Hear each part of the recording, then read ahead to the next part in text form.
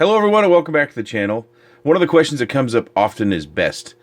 Pretty much with every other video that's not a tutorial video, I get the best question. What's best? What's the best radio? What are the best goggles? What are the best receivers? What are the best antennas? What are the best motors? What are the best props? What's the best flight stack? What's the best VTX? What's the best camera? Best batteries. Batteries are currently a hot topic, where you've got all these power whoops, whether you have a leader, hopefully yours is working, or you have a trash can. Yes, I know my review is not out yet. My weather's been terrible, and I haven't finished my flying yet, and I'm not going to publish the review until I'm satisfied with my flying. The 65 or the 75 Pro 2, another power whoop. This is a Mobula trash can frameage thing. What else do we got? That's another Mobula trash can. GT7 King Kong. It's another 2S'er. Oh, I've got kind of a 65 Mobula 6, maybe you call that. Got a leader HD version.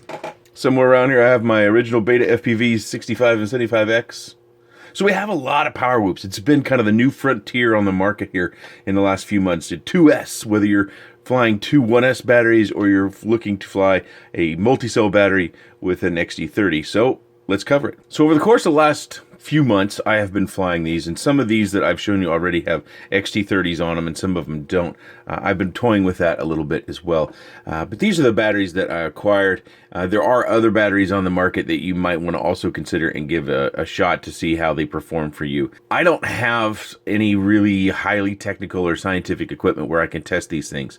So really what I bring to this video is, one, the resistance measurements from my Q200 charger, and then the anecdotal information of me and my flight experience. As we look at this spreadsheet here, you'll note that I've got one battery in there that's bigger than all the others, and that's the Beta 350. I threw that in there because it's nearly the same size as far as our battery holders go for most of the quads that I've shown you.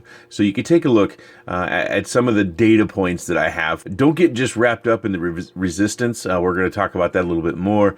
There's also a QC issue that we'll talk about a bit, but also weight. Weight is important. You know, if you can have a good performing battery with 2 or 3 grams less than another battery, it just might be outperforming that other battery because of that weight difference. So as we go through and we look at the resistance per cell, this is an average. So I've got, in just about every battery that I've shown you out here, I've got anywhere from 6 to 10 of them. So I randomly chose 4. I've been just flying those 4, and I've been trying to fly them an even number of packs. I say trying because I didn't do a very good job of keeping track, especially in that gap I had between packing up everything before I went on vacation and getting back. So it should be relatively close in the number of flights each battery has been on. And you can see that the resistance per cell, it varies quite a bit. You have a low point on the G&B of 38.25, and then you have a high point of 52.25. And these are average. So I have, like I said, 4 batteries that I was using of each brand and type, and then I would put them all in the charger, take the resistance measurement, and then divide it by 4 to get an average. You also see that I've got an asterisk by the Nanotech matched cell battery. We'll talk a little bit more about that here in a second, but you also see in the second column or the middle column the variance, and this is the difference in a battery from one cell to the other cell. And it's a little bit surprising that the asterisk has to do with the variance. And I'll show you those images here in a second as we roll through this stuff. But that's something else I wanted to bring to point, because that indicates to me a little bit of a quality control issue. If you have a multi-cell battery and you have 2 different cells that have a big resistance variance between it, it's not going to wear evenly, or at least I don't believe it will wear evenly. So you might end up with a dropped cell, or a cell that just doesn't take a full charge anymore. So if it's a 300 milliamp battery, it might not go to 300 milliamp anymore because one cell is not capable of that. I can't say that for certain. That is quite a bit of speculation, but it seems to me that with a large variance in resistance between the cells, that's a risk. So the one I have marked with an asterisk, the Nanotech match cell that has the average cell resistance at 48.85 or 875, and the resistance variance at 52. I wanted to show you that image on the charger, and so that you could have a better understanding where that came from. Overall, the 4 batteries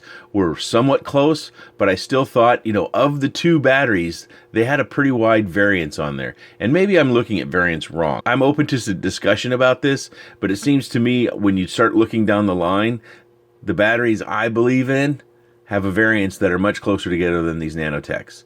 And the matched cell indicates that they should be closer, and they're not. at least in the small sample size that I have. Granted, this is 4 batteries. I think I have 8 of the match cell ones. And like I said, I have a varying stack of these batteries. But that's something I think you should know, because I don't have a good history with nanotech batteries. In the past, I have bought nanotech batteries and had all sorts of problems, or they flew quite well, but up to, say, 40 or 60 or 80 flights, then all of a sudden they just fell off a cliff. They just no longer performed. Flight time went through the floor. The sag on a punch would just go through the floor. But this is, you know, a year and a half ago when I kind of stopped buying those batteries. So I gave them another shot with these new power whoops, and I did fly them around, and I do think they perform reasonably well. They can be obtained really, really cheap, and some people in some parts of the world, this will be the easiest battery to purchase. So you have that to look forward to. So that's a bit of information for you. Also, back here at the desk, something that I think is fairly interesting is we have 3 batteries here that all look very, very similar, don't they? We've got the TBS Graphene 300 milliamp high volt. We've got the RDQ, or Race Day Quad series, with similar specs, but this one has 70C on it.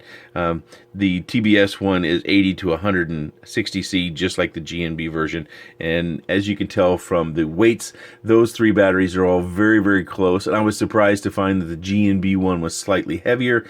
Even if we look at something smaller, like just the length of the leads and the length of the heat shrink on these things, they are so close.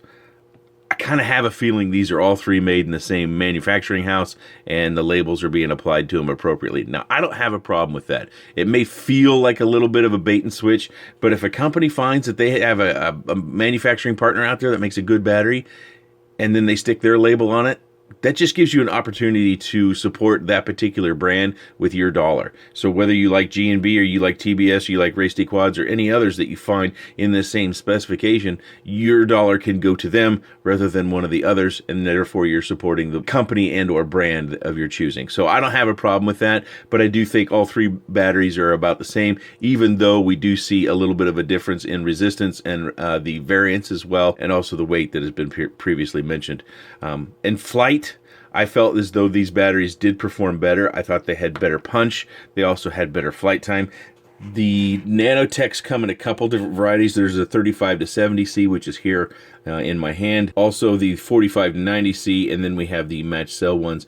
These perform okay. I think if you're flying inside like a home or something like, you know, space like I fly in, these will work out fairly well, especially at their price point. But if you're flying in a large industrial space, say you have higher ceilings or just longer runs, I don't think you would want to choose these batteries. And quite honestly, I think at this point, the Beta FPV batteries, while functional, would have to be on sale for me to recommend them. Beta FPV batteries, for some reason, something has changed. They used to be a pretty reliable, pretty good performing battery, but maybe they've changed their chemistry or they've changed who's making the batteries for them. I just haven't found them to be as good in the last year than they were the previous year. So as far as PowerWhoop and XT30 connections go, I would recommend one of these batteries. Again, we've got the TBS, we've got the GNB, and we've got the Race Day Quads. There could be others branded just like this out there. Look for some of the specifications that you saw in the spreadsheet as far as the weight goes. Also, I should note that none of the nanotechs come with an XT30, so that is a manual job there. You're going to have to change those out. And these all do fit in most of these frames. Just to show you, you might have to make a slight modification depending upon which frame you've got, but I can't get this through there right now. There we go. So it fits pretty snug, but these batteries, and I've shown this in other previous videos, these batteries fit in these trash can frames as well as the Beta frames. And I believe they'll also, I'm pretty certain, yeah, I use this in the leader. Yeah, that fits just fine there too. So these batteries will all fit in the battery holder, so you won't have to do a modification, and that should work out just fine. Now, probably a few of you out there saying, well, you've got these 1S leads out there. Okay, bonus, we'll go into that a little bit, but it won't be much of a surprise. I don't have any equipment that can test a 1S battery. I guess I could have wired something up and gotten a resistance, but in my opinion, again, this is anecdotal, and if you trust my opinion, if I'm looking at 1S batteries, I go GNB. They've just been solid performers. Many of you that have been longtime subscribers might remember it's been, I think, about 2 years ago. I started kind of pushing G&B batteries. This was back before I was a China Hobbyline pilot, because I buy a lot of batteries. I have got bags and bags of batteries. And keep in mind, none of those are big batteries. None of those are 1,000 milliamp or greater batteries. Those are all micro batteries. It's probably the largest single expense I've gone to is buying batteries. And so I started talking about the G&B batteries and how they were my favorites. There are other good batteries that are for micros. Infinity is another brand that I like, although I find them quite expensive. And you can find others as well. But G&B has been kind of the micro gold standard for me in the last 1.5 to 2 years. And they make a good 1S battery. Matter of fact, I think most of them that we find here with the 450, again, is just relabeled. It could be the same with the 550, but I don't have a lot of 550s. I think I have about 5 of these versus I have about 10 of these, and I've got about 30 of these. I've got two 260s out here. One of those was meant to be a 300, and the reason behind that is I actually, for how I fly, prefer the 260, but the 260 has become harder to get. The 260 is ever so slightly lighter than the 300, and the flight time difference between those isn't enough to where it makes me want to fly the 300. I do fly the 300 a lot, mainly because my 260s have been just getting so much use through all these reviews that I'm starting to worry that I'm wearing them down through just pure madness of flight.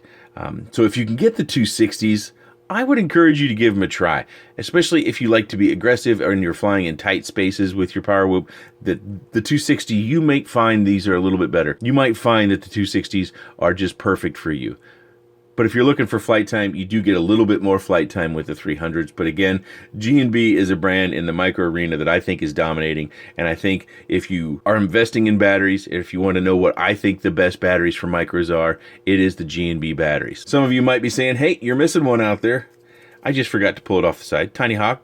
That's one of my favorites for 1S, and that's why I've got this 450 out here, and the 550 fits right into the battery tray, excuse me.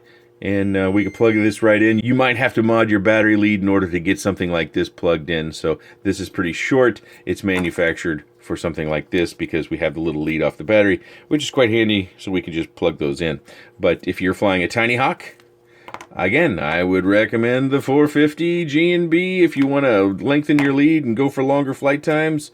The 550, there's also a 600 available. I'll put links down below. Some of these you can get from Amazon. I like to buy stuff off of Amazon because whenever I decide to buy something, I want it fast. But if you're not an Amazon user, I'll put links to various shops just to read them out loud and give them all the time in the sun. Here, Good Venture Drones carries this stuff. Of course, Race Day Quads. Heli Nation carries the TBS stuff because if you do these, you do have to pay shipping from China, and they do ship DHL, which is for the U.S., I think is the proper shipping label. So shipping costs a fair bit, but you can get those from Heli Nation. Other shops probably carry those as well. S&N Hobbies in Canada, I believe, has the G&B brands.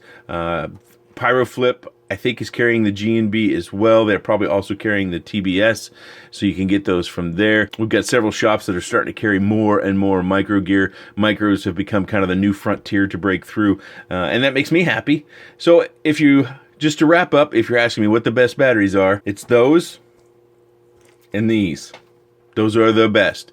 But if you're in a place where getting these batteries is difficult, Nanotechs are serviceable, but get them on sale if you can to save yourself a few dollars, because my concern is, one, you'll have a battery that drops cell right out of the box, which happened on more than one occasion of the many I bought from Hobby King. This one never flew. As soon as I plugged it into charge, I noticed it only had one cell. I had a couple others like that, so something to be aware of there as well. And that's why I encourage you to get these on sale. They might not last all that long, depending upon how you maintain them and how you fly. And they might also come out of the box and only be one cell, or they might be dead. But these are what I recommend. Again, TBS, G&B, Race Day Quads, G&B.